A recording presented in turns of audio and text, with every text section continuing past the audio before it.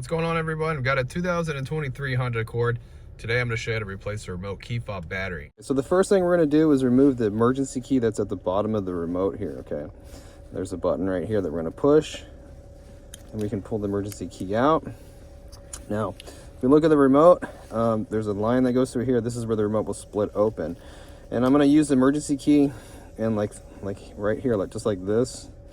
And I'm going to pry it open. I'm actually going to twist it open and crack it open. Now, if you're not comfortable using this really thin key to do it, you can use a flathead screwdriver or a butter knife. All right, but you see how it popped open just like this. All right, now what I want to do, since I have it cracked open, is I want to turn it over, and I want the buttons facing down.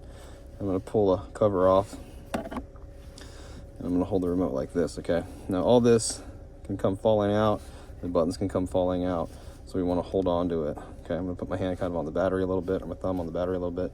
I'm just going to pull it out.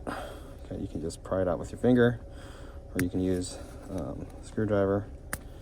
But let's go with the emergency key. Let's see what we got here.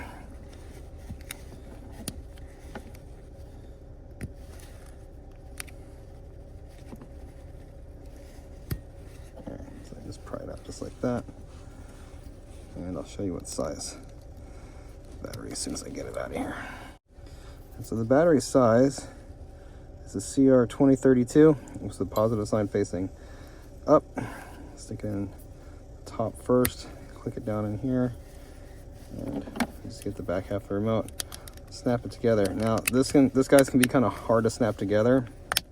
Okay, you got to make sure you have it all the way snapped together, or the emergency key won't lock back in. Okay, if it locks back in, you got it, you're good to go. Hope the video was helpful, and if it was, appreciate it. Drop me a like, leave me a comment. Hope to see you again in another video.